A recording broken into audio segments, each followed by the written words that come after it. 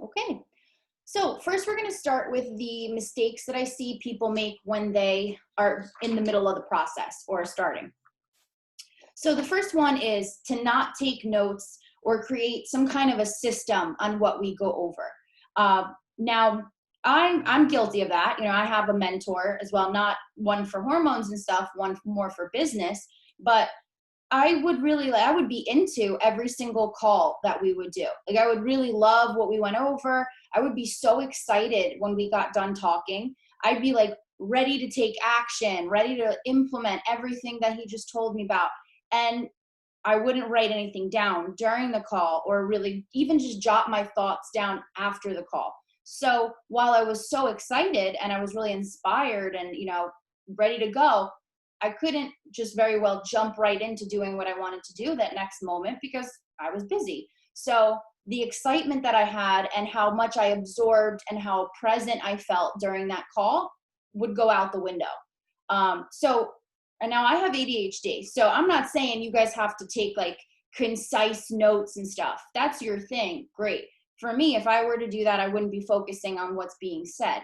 So what I found to be really helpful is I would start recording our calls just by kind of opening up a Zoom screen and clicking record and then just letting it record with the screen off or whatever. You can even do voice memo if you have it like on your computer or tablet or something as you're on the phone.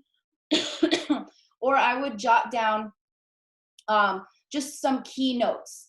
So if there is a phrase that I knew was going to really stand out and I want to remember that throughout the week, I would just write down that one thought, or just keywords.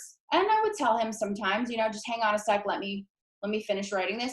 And I know I talk like a crackhead sometimes, so I get really, really like loud and fast with what I say. So I don't take any offense if anybody ever wants me to like slow my roll so they can write down what I say. I love it because I know you're really going to absorb that.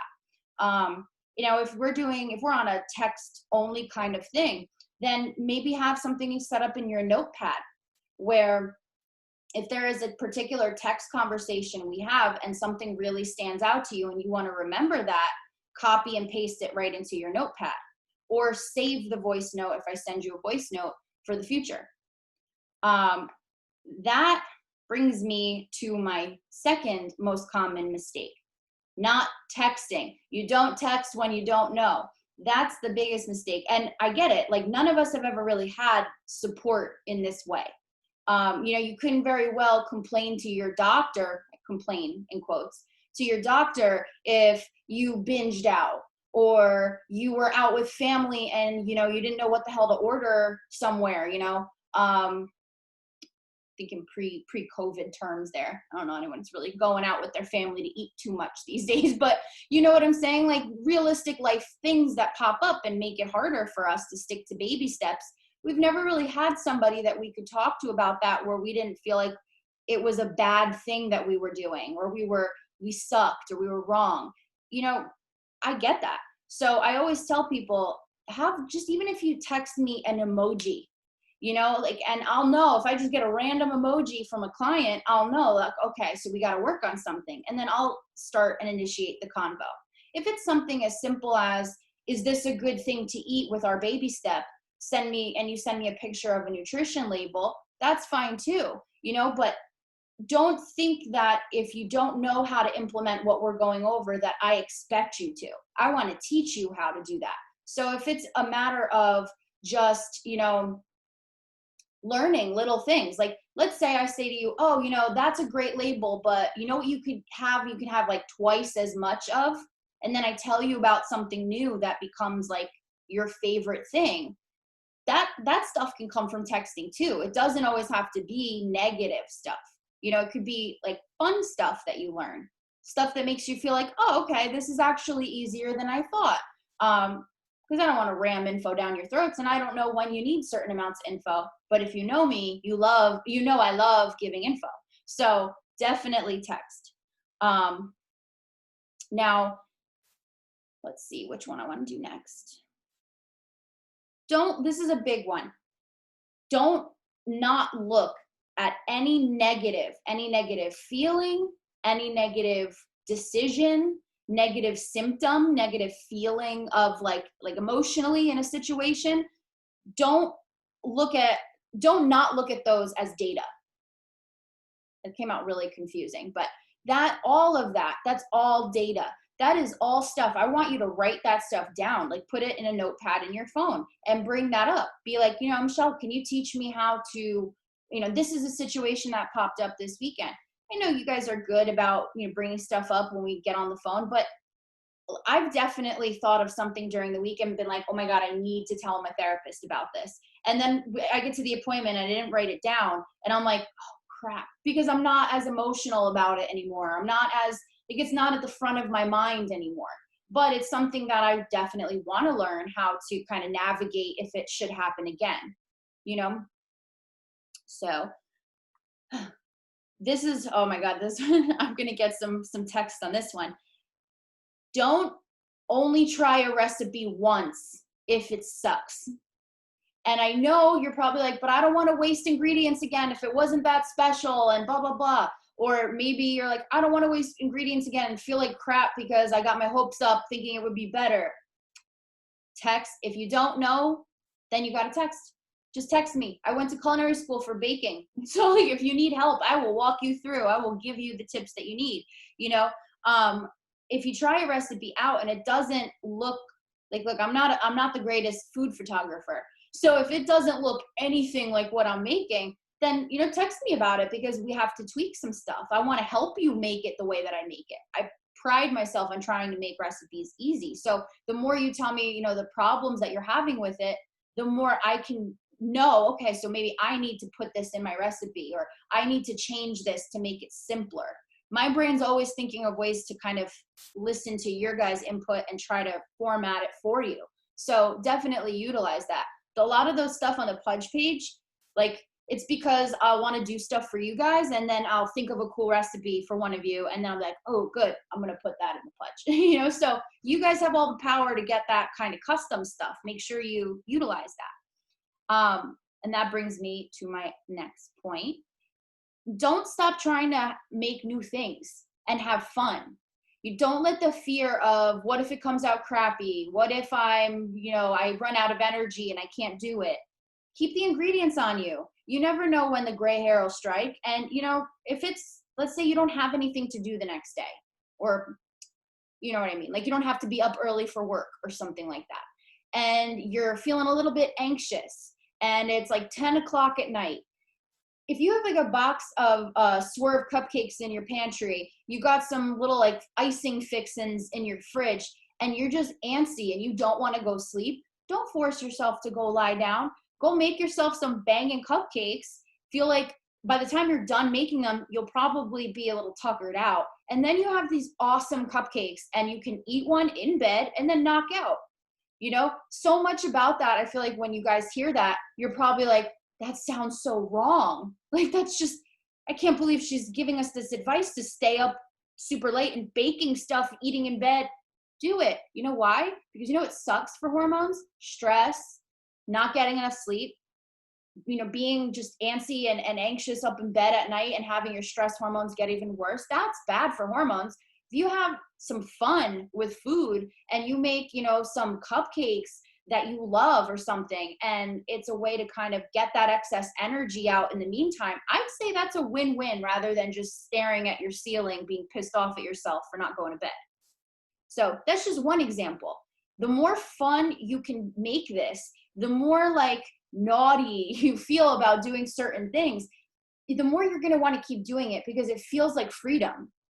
But if you treat it like a diet, then and you're in your feelings and you're not trying to make it fun or trying to make it adaptable, then it's just a diet.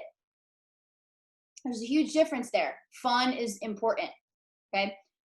Let's see. Not thinking of staples for every meal. Okay. Now this is two things I want to bring up about it. On one side, I want to remind everyone that we get into this mindset, and it's not our fault, but when we start a diet, we get into this mindset of what's healthy, what's good, things like that. We think of that food as that has to be our staple. Grilled chicken and veggies, done. No, it doesn't have to be that, you know? Or so don't think that every meal has to be a culinary experience. When we get into that mindset, it makes it feel like the food I can have, the food I can't have. But if you evaluate the food you can't have, were you eating delicious takeout meals every single day for lunch before? Or were you slopping some shit on a piece of white bread and like eating it with some fruit in a cup and like maybe a candy bar later? You know, like if you compare the two, it wasn't that the food before was so excellent. It was the fact that you could just have whatever it is, and it didn't, like, it was just whatever. There was no thought behind it. So if you figure out some staples and those are the foods you have around, there won't be any thought behind it. You'll be good. It's the same quick process. You won't feel like, oh, I'm really in the mood for blah blah blah. And if you are, it'll be random and far and few between. And then that might be a worth it moment for you, you know? So make sure that you pick out for breakfast, for lunch, for dinner, what are the staples that you have to keep in your fridge? I'll give you an example of some of mine. So we keep eggs, we keep cheese, meats. We don't keep too many fresh veggies, just being honest. By the time we go through them, just the two of us, we usually, like, it goes bad. So we do a lot of frozen veggies instead. And then we'll keep like cucumbers and tomatoes on hand until our cucumbers and tomatoes start growing in. I'm so excited. We'll keep those in the fridge just to make a quick salad or something. You know, those are our staples for that. With the cheese, we also keep almond flour, the basic baking stuff on hand, because then I can say, okay, do I want to make a bread with this? Do I want to make it a stromboli or a roll up? You know, if I have all the ingredients, then I can kind of eat what I want, make what I want in the moment, what I'm in the mood for, versus feeling like I'm going step by step, you know, and kind of deciding at the moment and then not having anything to make what it is I could like, because then it's just tempting. And now on the other side, I mentioned there's two parts. So on one part, you have the moment where we forget that food doesn't always have to be a culinary experience. And in the past, it hasn't been. And on the other side of that, you have, you know, people, maybe you did order out, you ordered takeout every day for lunch, and that's what you were used to. Or picking something up on the way home and it being, you know, pizza or chicken parm or something, you know.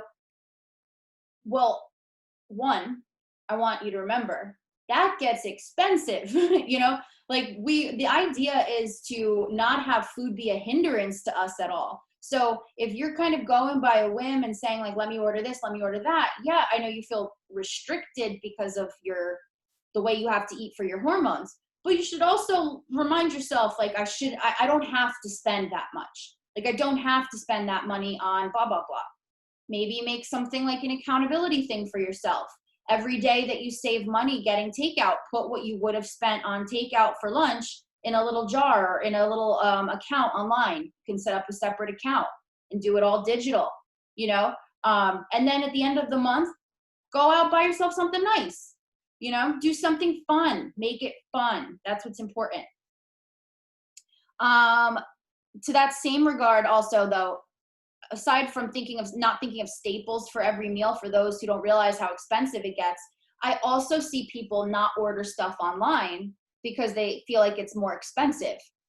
But then I remind you guys that even if you spend just $2 a day on something like a soda, a candy bar, I don't know where the hell you can get a candy bar for like at least like under what, like $1.50. I feel like I haven't even seen a candy bar for $1.50 recently, at least around here.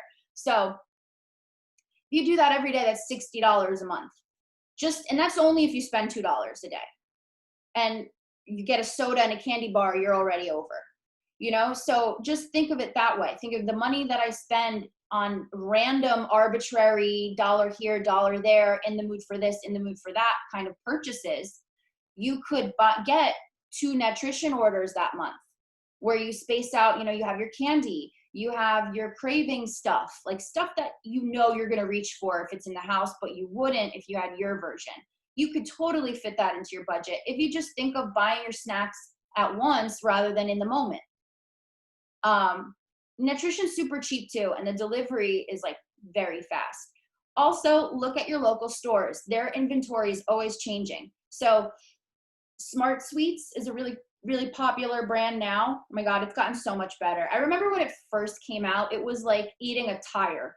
Like they were so chewy, it would hurt my face. And I was like, I don't even want candy anymore. This is awful. They're much better now. But my diabetics, though, if you get Smart Sweets, remember you will have to take more insulin. It's, even though it doesn't affect non-diabetics in terms of the carbs versus fiber versus sugar alcohols, it does something funky to ours when it comes to the synthetic insulin we take. So just word to the wise, I have to correct and bolus whenever I eat Smart Sweets. I don't when I eat Lily's though, which is awesome. Lily's chocolate, I think it's the most tummy safe chocolate. It'll still give you the shits if you eat a lot of it though. I'm just gonna be honest with you. I'm also gonna be honest and say, knowing that I still eat a lot sometimes, but it is what it is. More and more of those brands are being available at Targets around the country. Whole Foods has had them for a while. A lot of local supermarkets. I don't know what chains you guys have around you, depending on where you're at. But if you're in Jersey, I know just your average Stop and Shop should have them. And it's like it's a good quick fix. You know, I think companies are catching on to low carb being the draw. So as that's happening, even our 7-Eleven has a bunch of like low carb options. Quest just started making, you know how they have the Kind bars that are kind of like they're nuts and it's like a crunchy texture and then the bottom's dipped in chocolate. Quest started making ones like that and I was like, it's finally crunchy. We finally have a crunchy bar replacement, you know, because everything else that's low carb is usually mushab. But find the Quest crunchy ones. I don't know what the hell they're called, but they're fantastic. Look around, make sure you're prioritizing your snacks. It'll save you money in the long run. Not trust that under eating and overworking out is going to keep you from results if you have adrenal involvement. So if you're not sure if you have adrenal involvement, definitely message me, but it's very common, not only with these hormonal imbalances, but because people who do extreme dieting, extreme working out for a long time, actually like they tax their adrenal system. So their response becomes so much different. So definitely text me if you feel like you might or might not have adrenal involvement or whatever. But under eating and overworking out is like if you do have adrenal involvement, it's like putting your body through a severe situation, like you're like fighting for survival kind of situation. Like that's what your body thinks of it. When you're just trying to work out and, you know, watch what you're eating. I have had so much success with clients, even in just like 1 month of doing it, they'll see definition that they've never seen before. Whether it's, you know, if they're already starting out at a place where they don't have a lot of weight to lose, they'll see definition that they've been actively working for and never had before. For those who are working to lose a good amount, like they'll say, my face looks so different. Or, you know, like my neck is smaller, my collarbone's showing more, my wrists are smaller. I don't have sausage fingers, you know, like little things. But definitely text me, because that doesn't mean though that you shouldn't look at like binges, and it doesn't mean that you shouldn't exercise at all either. It just means that it's about changing up the intensity of that and how often it is, how grueling it is, you know, but still being active, of course, as long as you are physically able to be, is always a great thing. So let's see what other one. Okay, last one in the process. But think that you have to be perfect. And if you're not, it's okay to waste time doing what you know doesn't help, only to get upset seeing other people's results. I've definitely done that. I've definitely done that even after losing weight, comparing myself, things like that, you know, and we're so quick to think the minute that I'm not perfect, I'm going to shoot it all to hell. So we keep this pressure on ourselves that like, we better just, you know, we say, I have to get back on track. I have to, you know, stop doing this. I have to figure it all out, blah, blah, blah, blah, blah. You know how scary that is? That is a lot that you're saying that you need to put on yourself. How about you just pick one thing that you haven't been doing and do that instead? You know, how about you look at the one thing that's been the biggest challenge to you and sit down and journal about what it means for that to be so challenging, you know, and tackle that one thing. Nobody has us on a clock here. Nobody is rushing. I'm not disappointed in any of you, whether it takes you 1 month to see results. I have clients who have lost a tremendous amount of weight and they didn't start losing weight until they had been working with me for a year and a half. And I'm not afraid to say that because at the same time, I have clients who get crazy results in 1 month. You know, we are all so different that if we think there's this invisible, unspoken time frame that we have to be on, where we have to meet certain deadlines and see certain things at certain times, it's all just built around us hating what we currently look like and feel like. That's all it is. So seeing somebody else then get results, it's like a punch in the gut because you're like, I'm wasting so much time here. So the way we kind of just nip that in the butt is if you're not perfect, if you screw up, if you don't know how to not do what you've been doing, reach out, write it down. Make sure it's not just some negative thought floating in your head because it's not going to resolve itself that way. So perfection is fake. It honestly is. There's not a single person in this world who will eat the same thing the same way forever. So what are we measuring perfection by that we're like hating ourselves for it? It's just not worth it. Okay. The top mistakes I see after results are achieved. Number 1, comfort. Guys, doesn't matter how much weight you lose. It doesn't matter how long you've been doing this. We're not on a diet here. We are figuring out ways to eat that our body agrees with, that our body gets better with. So your body still hates the foods that you missed when you weren't eating them. It's okay to have your worth it moments. But even once you achieve the results that maybe you thought weren't possible, it's super important to remember how important those steps that got you there were and how different they made you feel. Remind yourself of that, not from a place of fear, like, oh my God, what if I go back to that? But from a place of knowledge of like, I'm not going to let myself forget how hard it was to get through this journey. Okay. And this is something I feel like people don't really talk about all that much, but yet I hear it from everyone. And I know it well myself. Trust me. I went from going to vacation in Puerto Rico, right? Whatever I wanted, to a quarantine. So I understand. But we not only take longer and have a harder time losing weight, we have the really fantastic added bonus of putting it on really easily. So knowing that it's not a matter of being fearful, of course, we should love ourselves. Like I know I'm a little bit fluffier around the midsection. I knew that going into my vacation in Puerto Rico. I don't care. It won't be there forever. But the point is that I'm aware of it. I knew it, that coming back, I was going to have to like lounge around in a little bit bigger pants. It is what it is. I ate fried turnovers for a week, you know, but it was part of why I chose those fried turnovers. No decision was made without being mindful. It was just simply that this is my body. I'm going to do the best I can, and it is what it is. And it is what it is. So remember that. Okay. And if you're not at that point yet of feeling like you can say, okay, so if I gain a little bit from this vacation coming up, I don't really care. If you're not at that point yet, then have a plan. So you don't feel like you get to that point and you're like, shit, because that's when this happens. Going back on old habits of looking for new quick fixes, looking for new workouts, getting intense with working out again. I don't think it's because you guys don't listen to me or you fail or anything. I think it's because you've done things a certain way for decades of your life. You felt a certain way for decades of your life, and 6 months, 8 months, whatever of working together ain't gonna cut it when you're on your own and you need to learn how to navigate a new way of being with a life you've been familiar with for decades.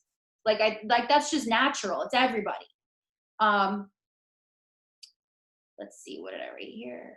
Yeah, another one I wrote, I guess the same thing again. Thinking because you have the knowledge and did it with help for several months, that means that you should be immune to life, to stress, to situational changes, to hormonal changes. your period, getting sick, you know, like all of this stuff, that's all normal facets of life. Like that's all, you're not expected that because you learned it, it should be easy to still do it. You got a lot of life left, you know? So definitely cut yourself some slack, but plan or reach out for help if you need it. Let's see. Your friends and family should still know you eat a certain way, even after you've lost weight or you've achieved results.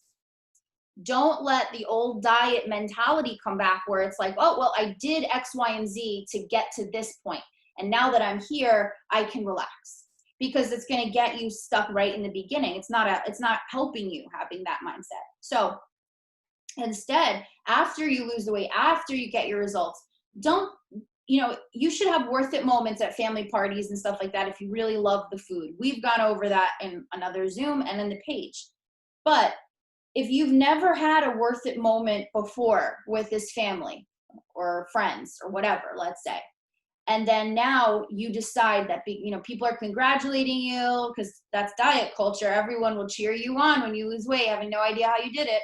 But anyway, you don't want it to be the moment that you're like, I'm going to sit down and enjoy some pasta for the first time, because that is old diet mindset being like freedom. And it's not about freedom. It's about, you can have worth it moments at any point, but you know, day to day, how you eat to support your hormones.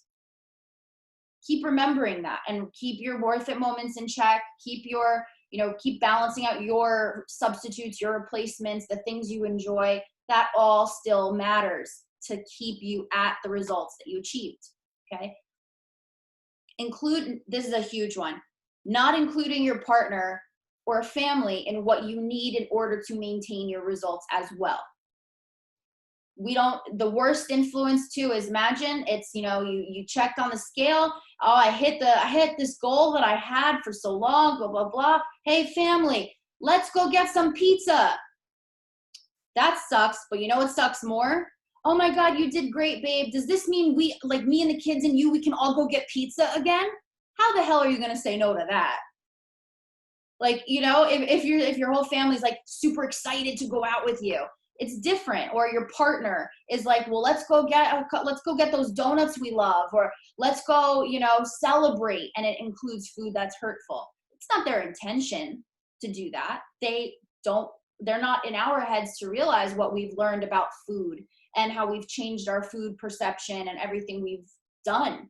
You know, they are only seeing that we've worked hard, we've changed things. They are used to diet culture too, and they'll keep getting us back there unless we say to them, you know, I'm really excited I got these results. I know, you know, I've made some big changes and stuff. And just like before, sometimes we could have worth it moments and stuff, but I want to make sure that now, like, we still keep that in mind, so that, you know, it's not really hard on me and it's not tempting to eat things that end up hurting me in my progress. You know, that's not, if any of your partners or family said that to you, I'm sure none of you would be like, no, screw you, we're getting pizza. Like, you guys would be like, yeah, totally. And you wouldn't want to pressure somebody into doing something that could be harmful to them. And I'm sure your partners feel the same. This is a big one. Not continue to learn.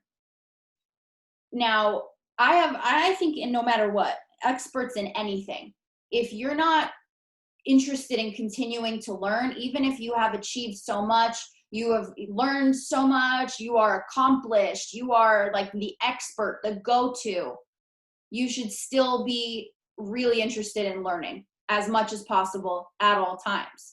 You know, whenever, I said this before, if you ever see a health coach acting like they know everything, run in the other direction, because as human beings, we are always learning, progressing, you know, discovering things. So that has a lot, that's us too. I want you guys to keep learning how to make different things, learn different recipes, learn how to, you know, track symptoms as they come up, let's say, because this is manageable, it's not curable. You know, try to learn about yourself, learn about your communication. Even if you do learn about it, there's still more to learn. And the end, you know, it's limitless. Any little bit of closure you can get on things that have made you feel insecure, or, you know, anything you can have, it's like a breakthrough. That can come in so many different ways from so many different places. So always be excited by learning more, especially if you've achieved if you've gotten to the point of feeling balanced, conceiving, regulating a period, having, not being swollen more days out of the month than not, in the face and the neck. These are big milestones and stuff like that. You should want to continue learning, because the more you learn, just the farther you can take that, and the more equipped you'll be to stay there. So don't stop having fun. I'm not going to go into fun too much, but because I did before, but it's important. Prioritizing stress management. Don't become a yes man all of a sudden again, because now you've achieved results and you're at a point where you feel good and you just don't feel like dealing with the stress of other people. I just don't feel like dealing with the confrontation. I just don't feel like blah, blah, blah. Don't get complacent, because guess what happens? You end up stressing. You end up putting yourself second. You end up regressing. And that other person got all that for what? So don't stop prioritizing how stress affects the body, because it'll just undo work with food any day. And then lastly, not remembering to use the worth it questions or prioritizing the worth it questions. I sometimes forget to do this too, I'm not gonna lie, but I remember, I say to myself, okay, well, if I have to think about this longer than 2 seconds, it deserves some questioning. So, have a little clue for yourself, a little process for yourself. If it makes you do any face, if it makes you think you have to ask worth it questions. If it's not oh yeah, that's good for hormones, worth it questions. And it'll get easier, because you'll just naturally say no more if it's not something you want. And if it's not something that is truly a worth it moment, it'll become kind of hardwired to be like, oh, I'm not just going to randomly have ice cream right now. Or, oh, I have Halo Top. I'm going to have my Halo Top instead. But if let's say you've achieved your weight loss and, you have ice cream, but maybe you want, for some reason, some of the mint chocolate chip that your significant other has or whatever. That's where remembering your worth it questions comes in handy. Okay. So worth it moments will become a lot more mindless, I'd say, after we go through, I'd say, the first program, or you get to a point of balance. So look out for that. Let me see if I forgot any. No, we're good. Okay. So let me check out the chat, and then we'll go sit and rest before my eyes get crossed permanently. Yeah, I wanted to do this call because this lesson, because I felt like everyone feels so bad about doing this stuff, and I get why, but I've done it. Sometimes I catch myself still doing it. We're humans. It's not possible to be perfect.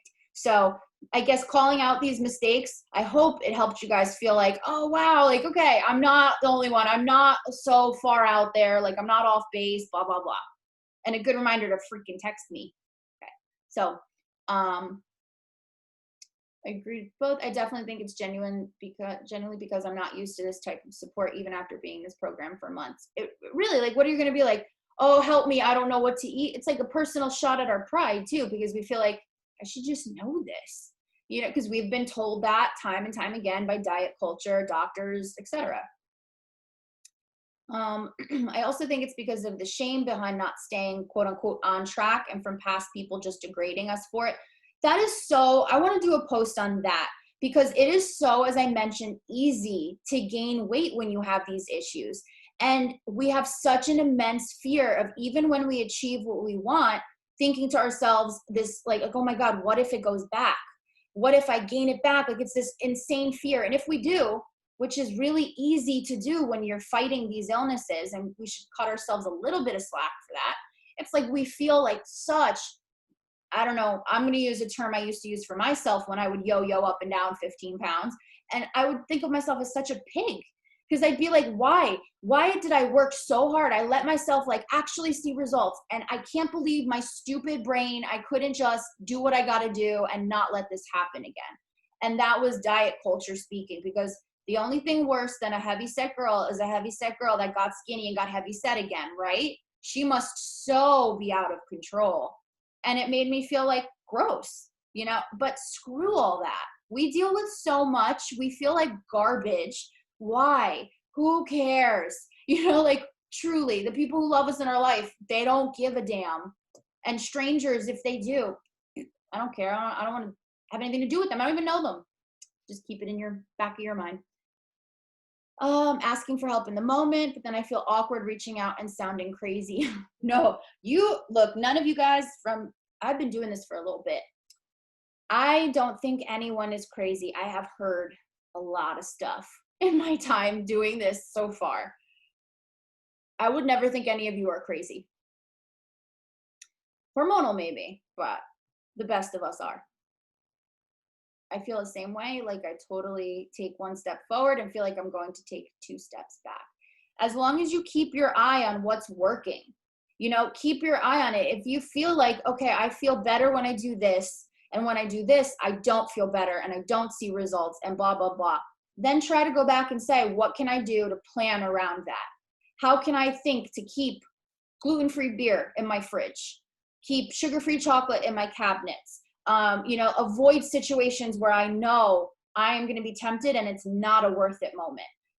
Being able to be mindful of that comes from like going through the setbacks almost. We learn from that. That's why I was saying, you know, look at every negative as data.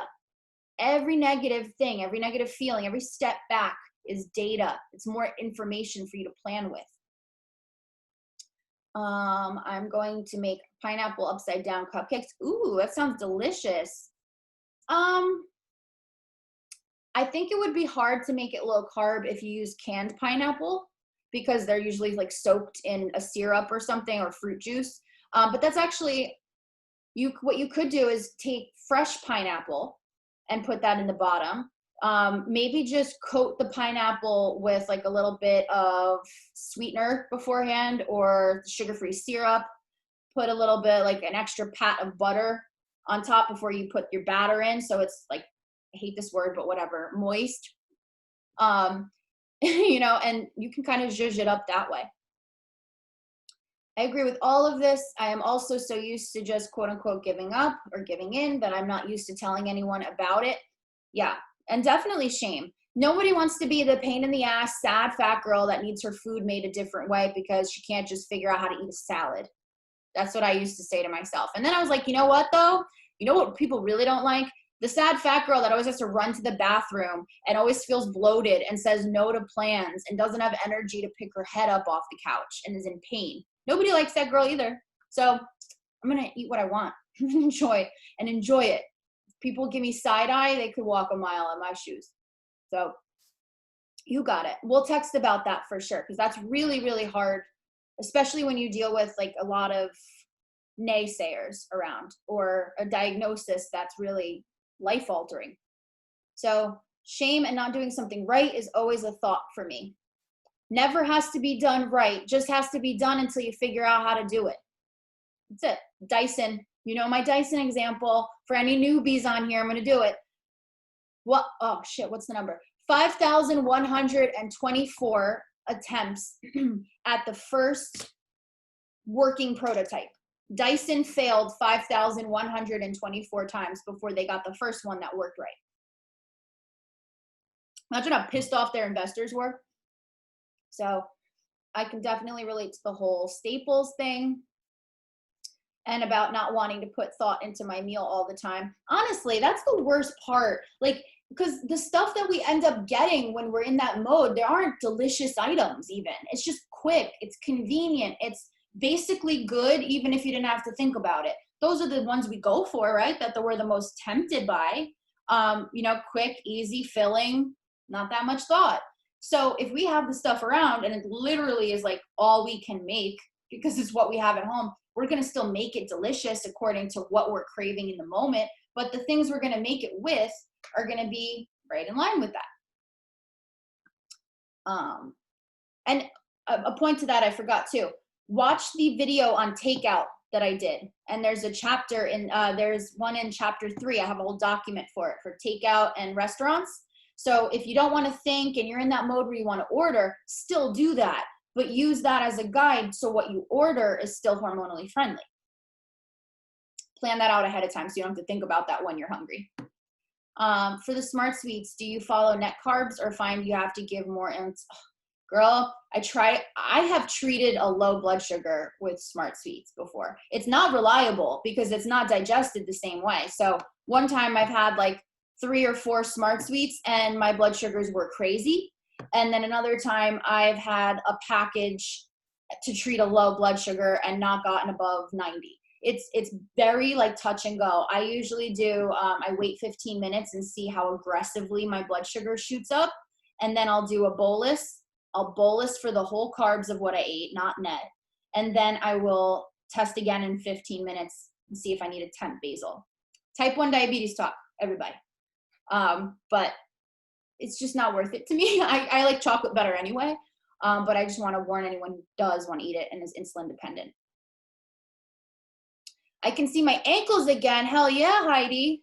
I remember the first time I was able to find a pair of boots that fit my swollen calves. I was so excited because I could never find a pair that would zip up or would even I could pull up over my calves. And I had always had very like, I don't even know if it's muscular, but they were like firm and just large. And then I remember I'm like, I can see my kneecaps. I can see my ankles. My calves fit in boots. It's crazy. It's an awesome thing. So I am not going to keep blabbing on. I know this is a little bit longer of a class, but I really felt it was important to go over both during and after the process because it's not easy. It's not quick. And none of you are crazy and none of you are lazy. And I'm always here to help. So if you need anything, you want to follow up after this, you feel free to text me. Okay? Good night. Bye. Enjoy your week.